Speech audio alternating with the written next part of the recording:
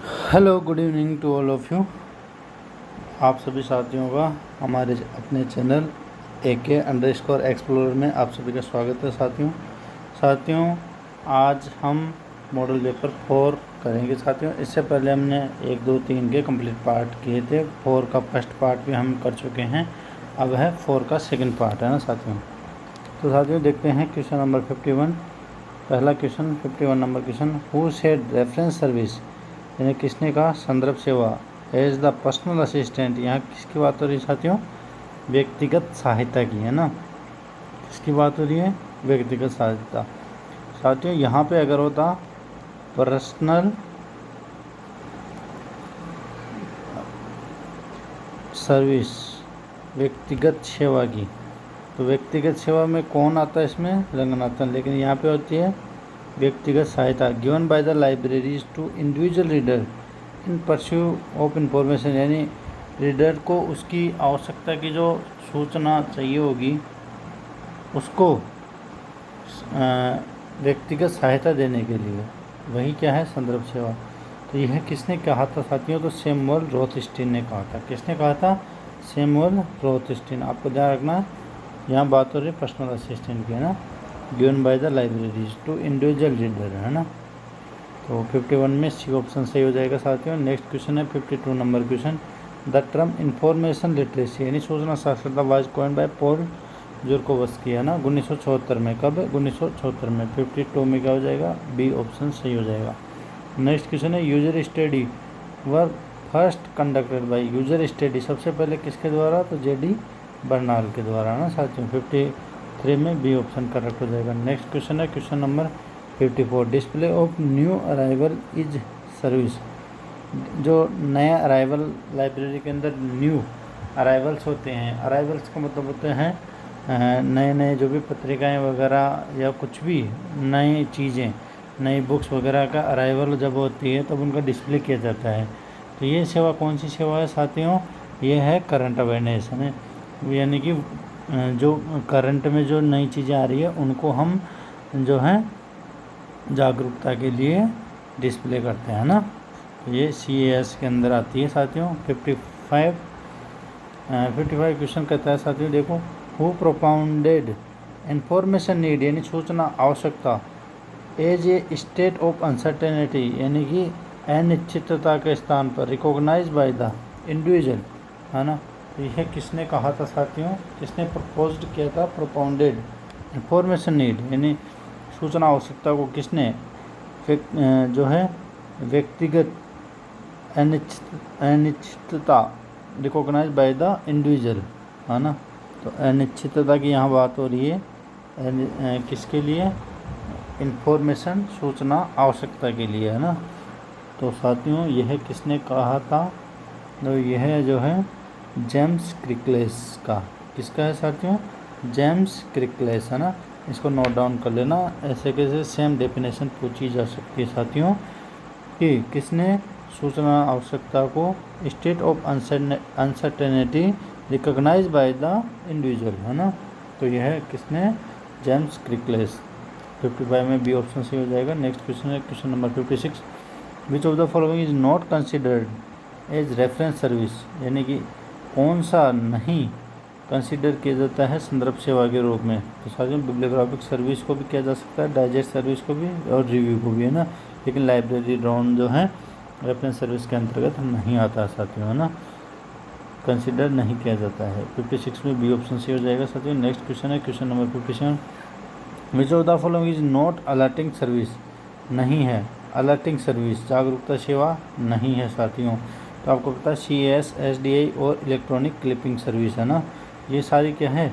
जागरूकता सेवाएं हैं। लेकिन जो डॉक्यूमेंट डिलीवरी सर्विस है यह जागरूकता सेवा नहीं है, यानी 57 में ऑप्शन नंबर C बिल्कुल सही हो जाएगा साथियों। नेक्स्ट क्वेश्चन है क्वेश्चन नंबर 58 नंबर क्वेश्चन कहता है कि साथियों the national knowledge resource consortium, यानी यहाँ किसकी बात हो रही है? NKRC की, वाज एस्टेब्लिश बाय। तो यह किसके द्वारा स्थापित किया गया था साथियों? तो सबसे पहले ये बता दूँ NKRC 2009 में स्थापित किया गया था। किसके द्वारा स्थापित किया गया था साथियों? तो यह निस्केर के द्वारा, है ना। किसके द्वारा?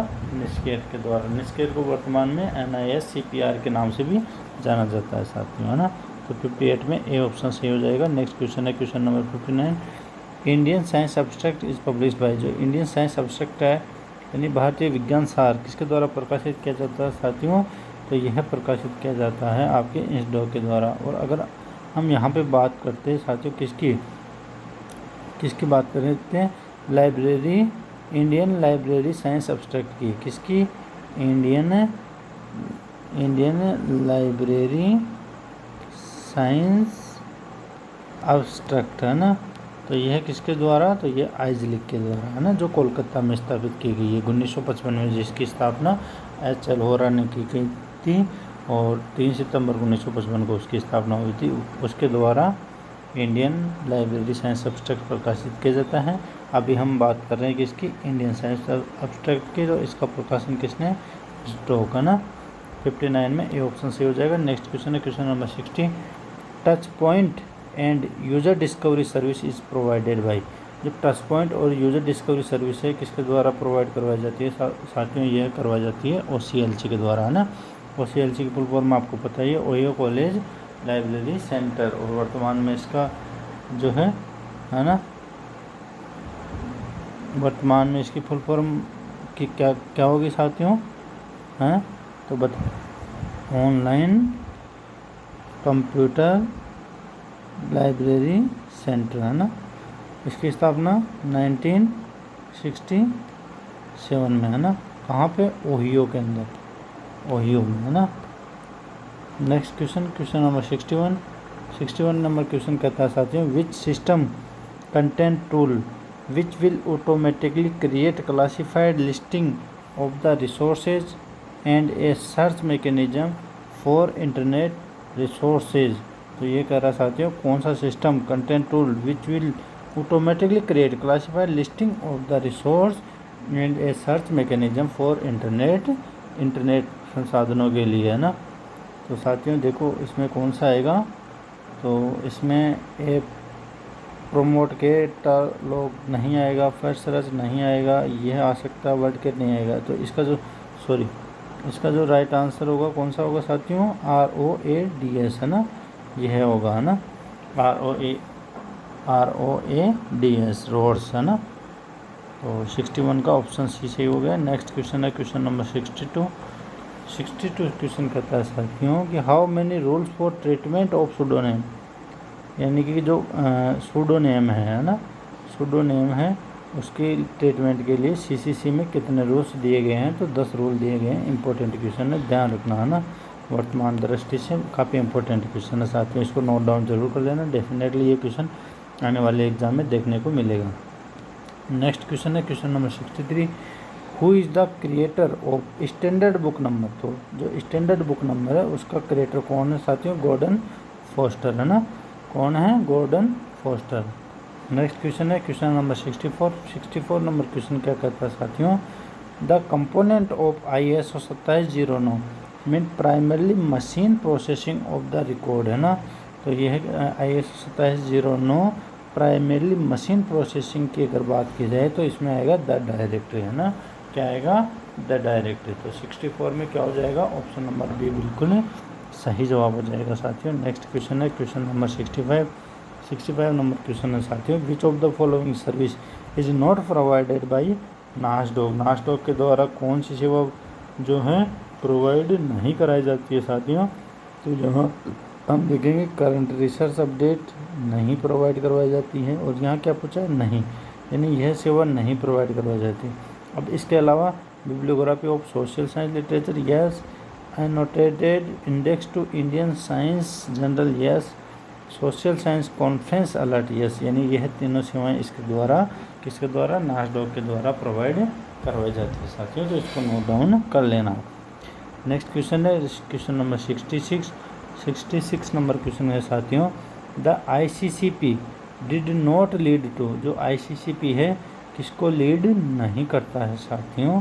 तो जो ICCP है international conference of cataloguing principle, did not lead to किसको लीड नहीं करती है साथियों? तो देखते हैं, agreement on the need for uniformity and standard, a definition of main entry, a recognise of corporate authorship, the development of MARC. तो साथियों किसको रिकॉग्नाइज नहीं करती है? तो इसका सही जवाब हो जाएगा साथियों the development of mark format, यानी ये मार्क फॉर्मेट को विकसित करने के लिए लीड नहीं करता है। बाकी इन तीनों को यह लीड करता है साथियों, नोट डाउन कर लेना। Agreement on the need of informality and standard, a definition of main entry, a recognization of corporate authorship, है ना साथियों। द नेक्स्ट क्वेश्चन की तरफ हम चलते हैं साथियों। Term of availability is used in, यानी कि टर्म ऑफ अवेलेबिलिटी किस में यूज की जाती है? तो साथियों WCR 2 के अंदर यह यूज की जाती है 67 में। ऑप्शन नंबर बी बिल्कुल सही जवाब हो जाएगा साथियों। नेक्स्ट क्वेश्चन है question number 68। The number of method of analysis, यानी विश्लेषण के कितने मेथड यूज किए जाते हैं प्रपोज्ड इन WCR 2R के अंदर, यानी 1988 में जो WCR 2 आया था उसमें विश्लेषण के कितने मेथड हैं साथियों? तो 5 है ना। कितने हैं विश्लेषण के? 5 मेथड, है ना। नेक्स्ट क्वेश्चन है क्वेश्चन नंबर 69 नंबर क्वेश्चन है। Nancy B Olson cataloging internet resources, a manual and practical guide is based on, किस पे बेस्ड है साथियों? तो ये WCR 2 और मार्क पे बेस्ड है। किस पे साथियों? WCR 2 एंड मार्क, यानी 69 में ऑप्शन नंबर ए बिल्कुल सही हो जाएगा साथियों। नेक्स्ट क्वेश्चन है क्वेश्चन नंबर 70 नंबर क्वेश्चन क्या है साथियों? Web Dewey is supported with which of the following subject heading list. तो वेब डेवी के बारे में पूछा है साथियों। तो जो वेब डेवी है कौन सी सब्जेक्ट हेडिंग को जो है सपोर्ट करती है? वेब डेवी, है ना। तो वेब डेवी को कौन सी जो सब्जेक्ट हेडिंग है वो सपोर्ट करती है? तो LCSH और MESS, यानी library of Congress subject heading और मेडिकल सब्जेक्ट हेडिंग, ये दोनों इसको सपोर्ट करती है साथियों। यानी 2 और 3 किस में है? सी ऑप्शन में, यानी कि 70 में सी ऑप्शन बिल्कुल करेक्ट हो जाएगा साथियों। नेक्स्ट क्वेश्चन है क्वेश्चन नंबर 71 क्वेश्चन है। These are known as post core which stand for following element. तो यह कितने एलिमेंट के लिए है साथियों? मैंने इससे पहले भी आपको वीडियो में बताया था कि ये इसमें 7 एलिमेंट्स होते हैं ना। तो ऑप्शन नंबर सी इसमें सही हो जाएगा। नेक्स्ट क्वेश्चन है क्वेश्चन नंबर 72 क्वेश्चन है साथियों। ए खालिस्तान और charging desk consist of counter space to hold the tray of the charging system. तो साथियों किसको? ए सर्कुलेशन और charging desk consist of counter space to hold the tray of charging system, है ना साथियों। 72 में ऑप्शन नंबर सी बिल्कुल सही हो जाएगा। नेक्स्ट क्वेश्चन है क्वेश्चन नंबर 73। द खालिस्तान of books and other reading material is an important aspect by a tough task for librarians. तो कौन सा जो टास्क है, कौन सा? प्रिजर्वेशन का। किसका? प्रिजर्वेशन, या कंजर्वेशन नहीं होगा साथियों, ध्यान रखना। कंजर्वेशन अलग होता है और प्रिजर्वेशन अलग होता है साथियों, है ना। तो यहाँ पे क्या होगा? प्रिजर्वेशन। तो the preservation of books and other reading material is an important aspect but A tough task for librarian, यानी किसका? पुस्तकों का और जो रीडिंग मटेरियल है उनका प्रिजर्वेशन करना, है ना। 73 में डी हो जाएगा। नेक्स्ट क्वेश्चन है क्वेश्चन नंबर 74 नंबर क्वेश्चन है। द खालिस्तान is an old and preparation of inventories of object having a physical entity namely storage of different kind and description. तो यहाँ फिजिकल एंटिटी की जब बात हो रही है तो कौन सा इसमें आएगा? स्टॉक वेरिफिकेशन, है ना। यानी कि 74 है। The stock verification is an old preparation of inventories of object having a physical entity namely storage of different kind and description, यानी 74 में सी सही हो जाएगा। नेक्स्ट क्वेश्चन है क्वेश्चन नंबर 75 नंबर क्वेश्चन कहता है साथियों। खालिस्तान in singular sense refer to a method of dealing with quantitative information, मात्रात्मक सूचना involving collection, presentation, analysis and interpretation. तो खालिस्तान in singular sense refer to the method of dealing with quantitative information involving collection, presentation, analysis और interpretation. तो annual report नहीं, statics yes, review report नहीं, library rule नहीं। तो इसका सही आंसर क्या हो जाएगा? बी ऑप्शन इसमें बिल्कुल सही आंसर हो जाएगा साथियों, क्वेश्चन नंबर 75 का बी। नेक्स्ट क्वेश्चन है क्वेश्चन नंबर 76। द खालिस्तान play an significance role in organisation and administration of a library. तो कौन जो है अपनी महत्वपूर्ण भूमिका निभाता है किसमें? संगठित करने में, organisation and administration of a library. तो साथियों जो स्टाफ है, कर्मचारी है, वह एक महत्वपूर्ण भूमिका निभाता है ना, किसी भी लाइब्रेरी के संघ में और प्रशासन में, है ना, उसको संगठित करने में और प्रशासन में। 76 में बी सही हो जाएगा। नेक्स्ट क्वेश्चन है क्वेश्चन नंबर 77 नंबर क्वेश्चन है साथियों। द खालिस्तान is a vital ingredient in extending library services and attracting many readers.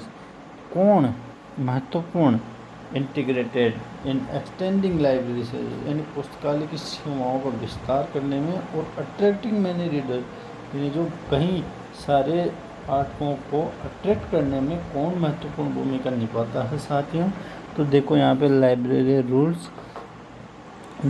के रूल्स मानते हैं कि लाइब्रेरी के रूल्स सिंपल होने चाहिए, है ना, प्रत्येक यूजर के फ़ायदे के लिए होना चाहिए, अधिक से अधिक लाइब्रेरी की सर्विसेज को बढ़ाने के लिए होना चाहिए, है ना। और कुछ ऐसे भी रूल्स होते हैं जो कि यूज़र्स को नहीं करने पड़ते, कुछ बैन्स भी होते हैं। लेकिन इसका जो राइट आंसर होगा साथियों, यहाँ पे बात किसकी हो रही है कि एक्सटेंडिंग लाइब्रेरी सर्विसेज, यानी पुस्तकालय की सेवाओं का विस्तार करना और अट्रैक्टिंग मैनी रीडर्स। तो साथियों इसका जो सटीक आंसर होना चाहिए वो होगा क्या? Library building. आपने देखा होगा कि कई सारे पुस्तकालयों के लिए अभी हाल ही में अन्ना लाइब्रेरी, आपने सुना होगा अन्ना लाइब्रेरी कहाँ है साथियों? तो ये अन्ना लाइब्रेरी है तमिलनाडु में। कहाँ पे? तमिलनाडु में।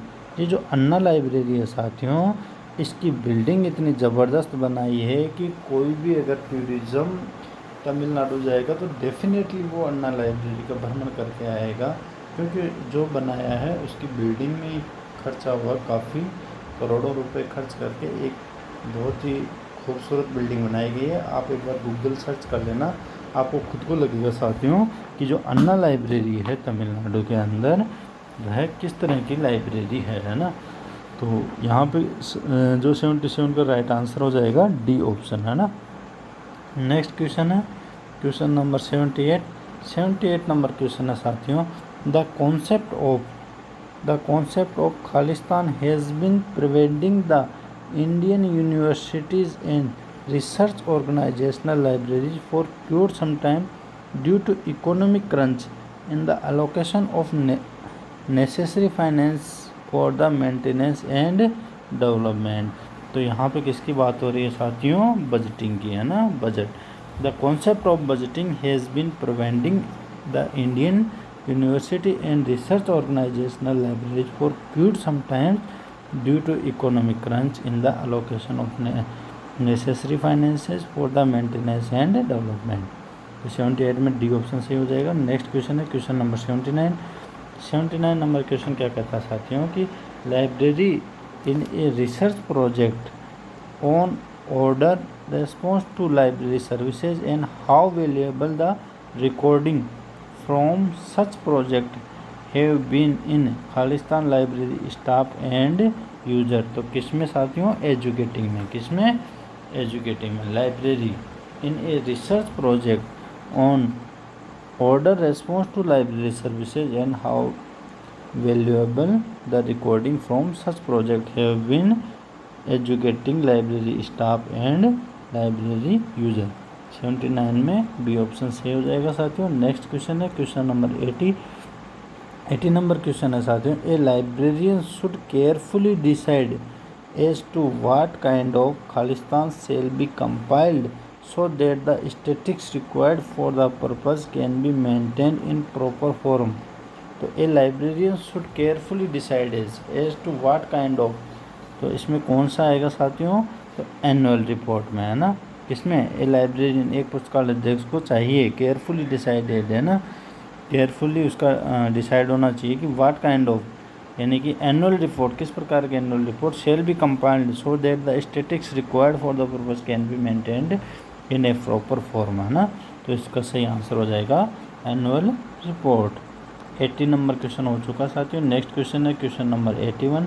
एन ओपन एंडेड लिस्ट, किसकी बात हो रही है यहाँ पे, एक open ended list of terms that have been generated in collaboration, यहाँ कोलिब्रेशन यानी सहभागिता से, बाय मेंबर्स, मेंबर्स की सहभागिता से, ऑफ ए कम्युनिटी यानी एक समुदाय की, to index information object available on the internet is called, सहभागिता से जो इंटरनेट पर इंडेक्स इंफॉर्मेशन ऑब्जेक्ट अवेलेबल करवाया जाता है मेंबर्स ऑफ द कम्युनिटी, सामुदायिक मेंबर्स के द्वारा, तो उसके कोलैबोरेशन से, तो इसको क्या कहेंगे साथियों, फोक्सोनोमी, है ना। क्या कहते हैं इसको, फोक्सोनोमी। 81 में डी ऑप्शन सही हो जाएगा साथियों। नेक्स्ट क्वेश्चन है क्वेश्चन नंबर 82।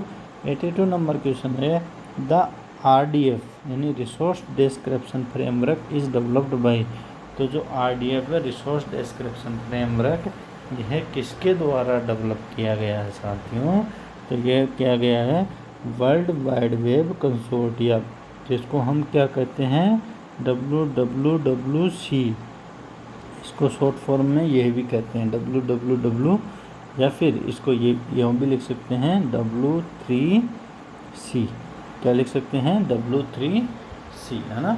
इसको वर्ल्ड वाइड वेब कंसोर्टियम भी कहते हैं साथियों, है ना। इसकी स्थापना किसने करी थी, तो इसकी स्थापना आप नोट डाउन कर लेना, टिम बर्नर्स ली ने, है ना। और कब करी थी, तो 1993 के अंदर इसकी स्थापना करी थी, किसने, टिम बर्नर्स ली ने, है ना। 82 में सी ऑप्शन सही हो जाएगा। नेक्स्ट क्वेश्चन है क्वेश्चन नंबर 83। 83 नंबर क्या कहता है साथियों, question functional requirement for bibliographic record, है ना। एक तो इसकी FRBR की फुल फॉर्म तो आपको याद रखनी है, ये तो आपको कभी भी कोई से भी एग्ज़ाम में डायरेक्ट पूछा जा सकता है, तो दिमाग में इसकी जो है फुल फॉर्म आपको दिमाग में होना चाहिए, यानी functional requirement for bibliographic record इजे, यह क्या है साथियों, तो ये है, यहाँ पे अगर आपको डायरेक्ट पूछा कि इजे क्या है ये, तो ये है एक वैचारिक सत्ता, है ना, जिसको हम कहते हैं conceptual entity relationship model for bibliographic description, यानी यह क्या है साथियों, तो कॉन्सेप्चुअल एंटिटी रिलेशनशिप मॉडल, है ना, जो है वैचारिक सत्ता संबंध मॉडल, ये क्या है, वैचारिक सत्ता संबंध मॉडल है साथियों, किसके लिए, बिब्लियोग्राफिक डिस्क्रिप्शन के लिए, है ना। तो 83 में बी ऑप्शन बिल्कुल सही हो जाएगा। नेक्स्ट क्वेश्चन है question number 84। ANSI NISO Z39.85 2012 is a standard 4, तो साथियों आने वाले एग्ज़ाम में मैं बता दूं, एक तो आपको पूछा जा सकता है कि Z39.85 जो स्टैंडर्ड है वह कौन से वर्ष आया था, तो ये 2012, है ना। ये 2012 को यहाँ पे नहीं देगा आपको, और डायरेक्ट ऐसे पूछ सकता है कौन से साल में, तो 2012 में, है ना। अब दूसरी बात हम करते हैं कि जो आपको ध्यान देने वाली बात ये है कि जहाँ पे अगर Z39.85 है, यानी आपको ध्यान रखना कि Z39 पॉइंट तो कॉमन कई सारे स्टैंडर्ड का है, लेकिन Z39.85 की अगर बात होती है तो ये किसके लिए आता है, डबलिन कोर मेटा डेटा के लिए।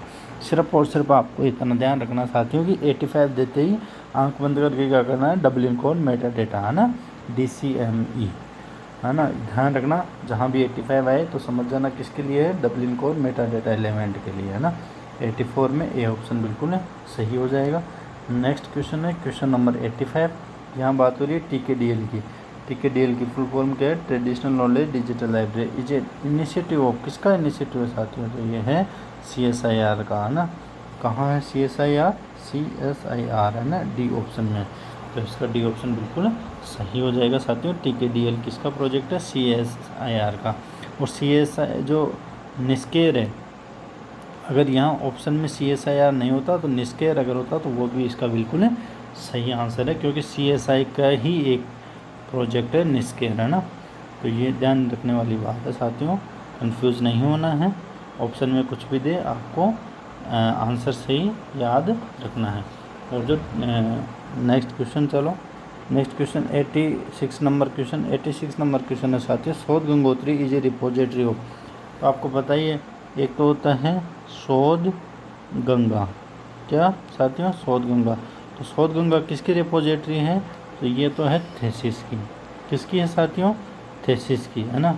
और जो है शोध Gangotri is a repository of PhD thesis submitted on Indian university Indian research the research. तो यही है ना, ये ऑप्शन इसमें सही हो जाएगा। PhD thesis submitted in universities in India, है ना। शोध गंगोत्री इज ए रिपोजिटरी तो किसकी है ना।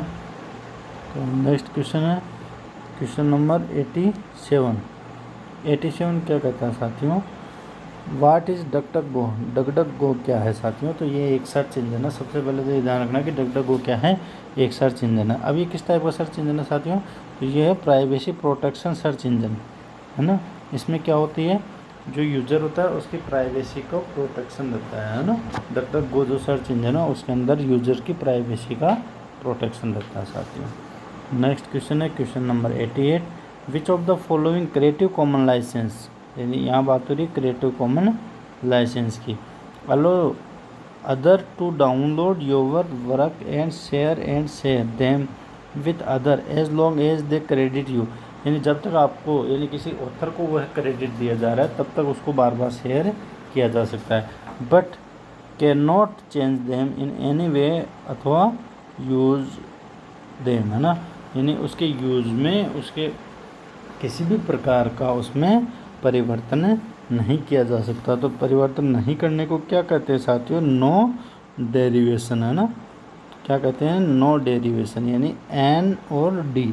तो एन और डी किस में है साथियों, CC BY में, है ना। आपको पता है सिर्फ और सिर्फ इसमें किसकी बात हो रही है, नो डेरिवेशन की, बाकी किसी की बात नहीं हो रही है। तो हमारे को क्या ध्यान रखना है, ND वाला, है ना। अब यहाँ पे देखो ND इसमें भी, लेकिन NC है। अब NC की यहाँ बात ही नहीं हो रही, यह बात किसकी हो रही है, सिर्फ ND की, नो डेरिवेशन की, है ना। तो हमारे को इसका बिल्कुल सटीक आंसर क्या हो जाएगा, 88 का B ऑप्शन बिल्कुल सही आंसर हो जाएगा। नेक्स्ट क्वेश्चन है क्वेश्चन नंबर 89।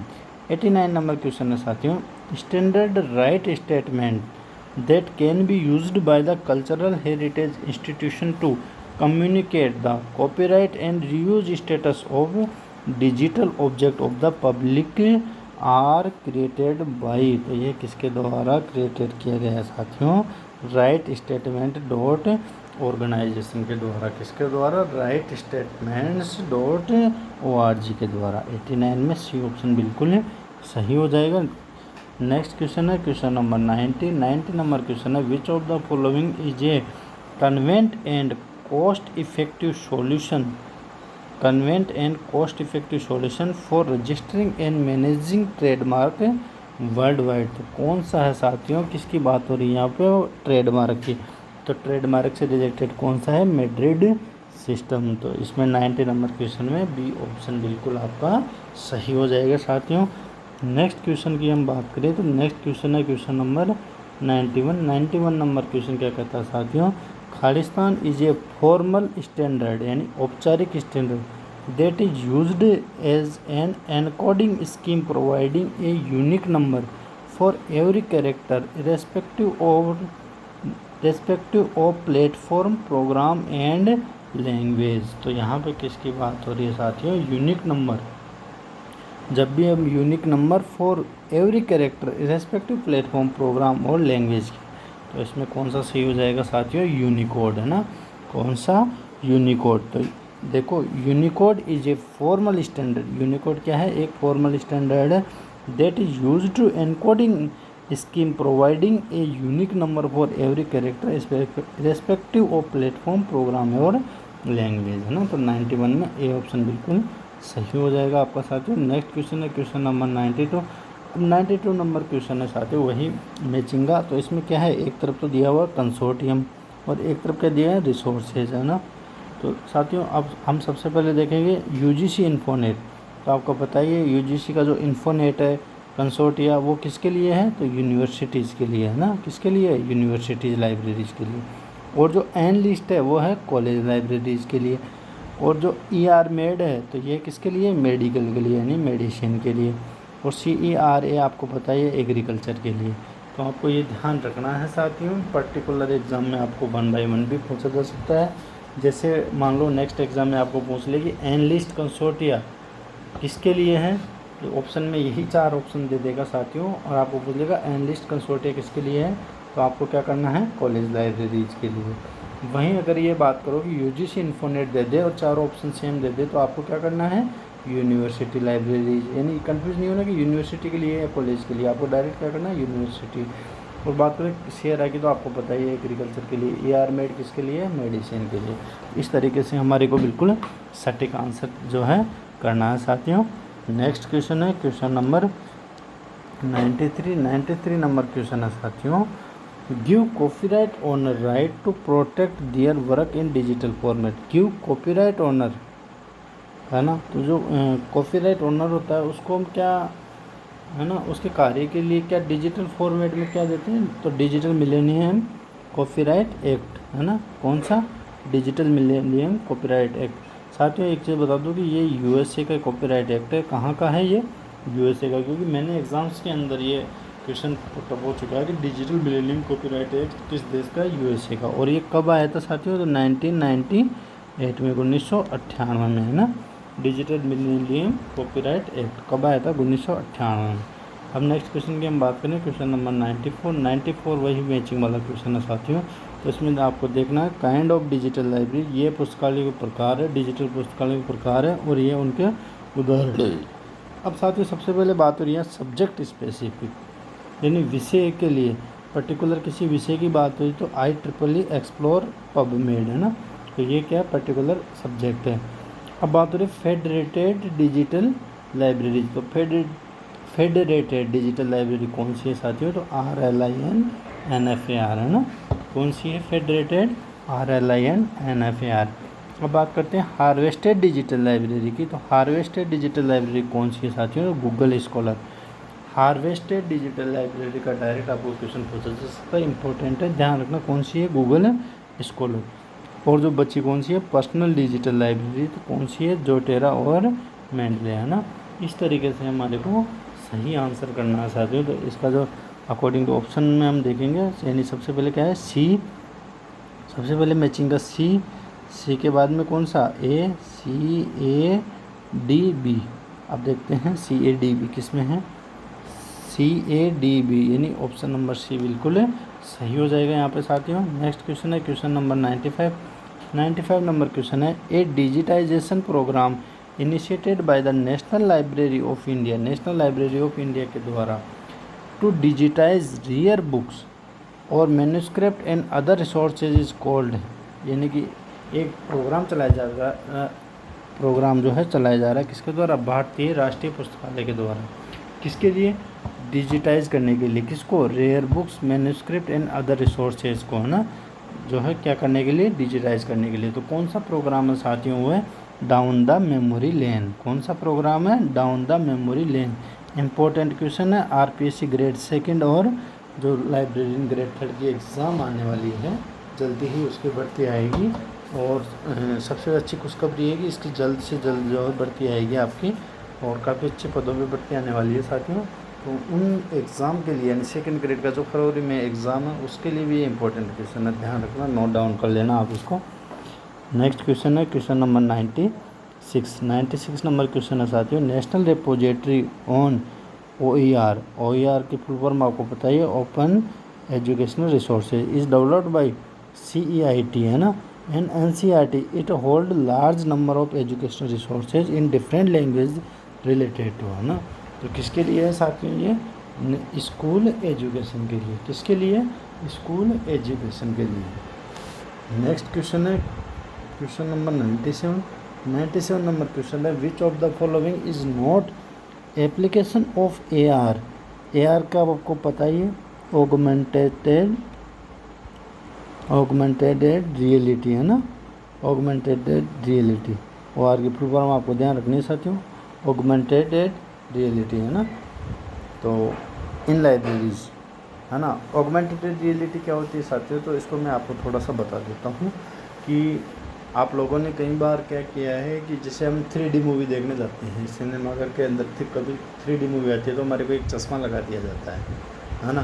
तो चश्मा लगाने के बाद जो सामने वाली जो छाया चित्र है वह किस तरीके के नज़र आते हैं कि वो हमारे को ऐसे लगता है कि बिल्कुल ये हमारे सामने ही चल रहा है।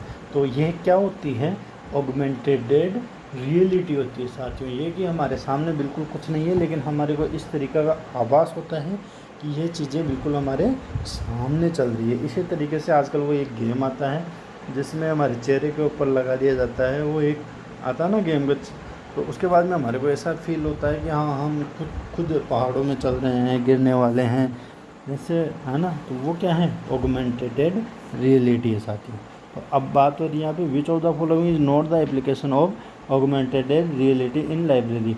लाइब्रेरी के अंदर कौन सा नहीं है, तो साथियों मैं आपको बता देता हूँ, visualizing 3D model of artcraft, yes यह है। इमर्जिंग लर्निंग, यस ये भी है। Providing interactive navigation through the library, yes ये भी है। मैनेजिंग फिजिकल कलेक्शन, यह है आपका नहीं है, और इसमें पूछा है नहीं है, तो इसका जो सही आंसर हो जाएगा क्या हो जाएगा साथियों, डी ऑप्शन आपका बिल्कुल करेक्ट हो जाएगा 97 में।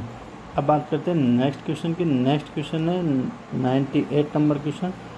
NDLI national digital library of India project was establish under the agency of, किसके अंतर्गत जो है national digital library of India project जो है चलाया जा रहा है साथियों। तो ये किसके द्वारा, आपको मैंने पहले भी करवाया था, national mission of education through ICT, है ना। और यह प्रोजेक्ट कब चलाया गया है साथियों, तो ये प्रोजेक्ट 2009 में स्टार्ट हुआ था। वेरी इंपॉर्टेंट क्वेश्चन है, मोस्ट इम्पॉर्टेंट क्वेश्चन है, आप इसको नोट डाउन कर लेना साथियों। यह आपको नेक्स्ट एग्ज़ाम में पूछा जा सकता है, NME ICT 2009। नेक्स्ट क्वेश्चन है, next question number 99 number question. A digital representation of the non text materials, यानी कि यहाँ किसकी बात हो रही है, टेक्स्ट मटेरियल की बात नहीं हो रही साथियों, किसकी बात हो रही है, non text material such as drawing, photograph, map, which are static is called. अगर यहाँ पे साथियों अगर हम टेक्स्ट मटेरियल की बात हो सकती थी तो उसके लिए, है ना, टेक्स्ट मटेरियल की बात होती तो हम उसमें एनिमेशन भी हो सकता था, लेकिन यहाँ बात हो रही साथियों किसकी, नॉन टेक्स्ट मटेरियल, और कौन से, ड्राइंग, फोटोग्राफ, मैप, ये किस में आते हैं साथियों, ग्राफिक के अंदर, है ना। किसके अंतर्गत आएंगे, ग्राफिक के अंतर्गत। नेक्स्ट क्वेश्चन है, नेक्स्ट और लास्ट क्वेश्चन 100 नंबर क्वेश्चन है, आज का सबसे अंतिम question. Which of the following is not a potential application of AI in library. AI की फुल फॉर्म आपको पता है, आर्टिफिशियल इंटेलिजेंस इन लाइब्रेरीज, कौन किसके अंतर्गत नहीं है पोटेंशियल एप्लीकेशन। तो साथियों हम देखेंगे, automated cataloguing and classification, yes automated, यानी स्वचालन जो है कैटलॉगिंग और क्लासिफिकेशन में आर्टिफिशियल इंटेलिजेंस का प्रयोग हो गया। Recommending books and other resources to, yes यानी पुस्तक और अदर रिसोर्सेज यूजर्स को रिकमेंडेड करने में भी आर्टिफिशियल इंटेलिजेंस का यूज हो सकता है। Providing chatbot for customer service, yes ये तो चैटबॉट तो होती है, आर्टिफिशियल इंटेलिजेंस पे आधारित होती है। और जो है मेंटेनिंग फिजिकल कलेक्शन, यानी डी ऑप्शन नहीं होगा साथियों यहाँ पे, यानी इस क्वेश्चन का जो राइट आंसर है वो डी ऑप्शन इसमें हो जाएगा साथियों। अगर आपको इसी तरह से वीडियो अच्छा लगा है तो इसको लाइक करें, और आगे इसी तरह के वीडियो पाने के लिए चैनल को ज़रूर सब्सक्राइब करें और अधिक से अधिक लोगों तक शेयर करें, ताकि हमें प्रोत्साहन मिले और हम इससे और अच्छा जो है मटेरियल आपके लिए लेके आए साथियों। तो फिर मिलेंगे आने वाले वीडियो में, जल्द मिलेंगे साथियों। Thanks for watching this video.